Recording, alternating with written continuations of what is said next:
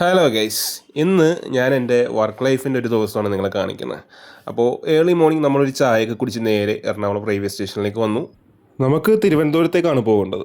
Vanchinad train ആയത് കാരണം ഒരുപാട് സ്ഥലമുണ്ടായിരുന്നു. അതിൽ ഇരുന്നും കിടന്നും ഉറങ്ങിയും അങ്ങ് തിരുവനന്തപുരത്തെത്തി. ഇറങ്ങുമ്പോൾ നല്ല തിരക്കുള്ളത് കാരണം വീട്ടിൽ നിന്ന് കൊണ്ടുവന്ന സ്നാക്സും കഴിച്ചു, ഒരു ചായയും കുടിച്ചു, നേരെ ബസ് സ്റ്റാൻഡിലേക്ക് വന്നു. അവിടെ നിന്ന് ബസ് കയറി വിഴിഞ്ഞത്തുള്ള നമ്മുടെ യാർഡിലേക്ക് എത്തി. ഇതാണ് ഗൈസ് നമ്മുടെ യാർഡ്. ഇവിടെ ഒരുപാട് വണ്ടികളുണ്ട്. അവിടെ നമുക്ക് വേണ്ടുന്ന വണ്ടിയെടുത്ത് അത് ഒന്ന് ചെക്കൊക്കെ ചെയ്ത് ഫുള്ളൊന്ന് നോക്കി വണ്ടിയെടുത്ത് നമ്മൾ സ്റ്റാർട്ട് ചെയ്തു.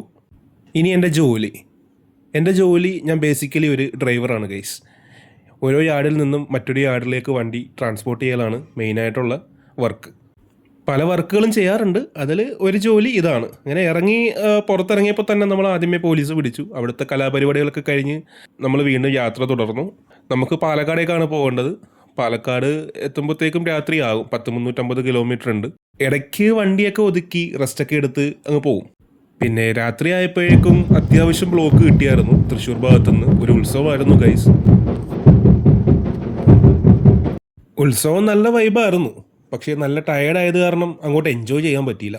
അങ്ങനെ അവിടുന്ന് പിന്നെ നമ്മുടെ സ്ഥിരം ചായക്കടയിലെത്തി ഒരു ചായയൊക്കെ കുടിച്ചു. നമുക്ക് എത്തേണ്ട ഡെസ്റ്റിനേഷനിലെത്തി, വണ്ടി കൊടുത്തു, അവിടുന്ന് ബസ് കയറി തിരികെ എറണാകുളത്തേക്ക്. അപ്പോൾ ഏകദേശം രാത്രി 2 മണി ആയിട്ടുണ്ട് ഗൈസ്. ഇനി വീട്ടിൽ പോയി സുഖമായിട്ടൊന്ന് ഉറങ്ങണം. Okay, bye guys.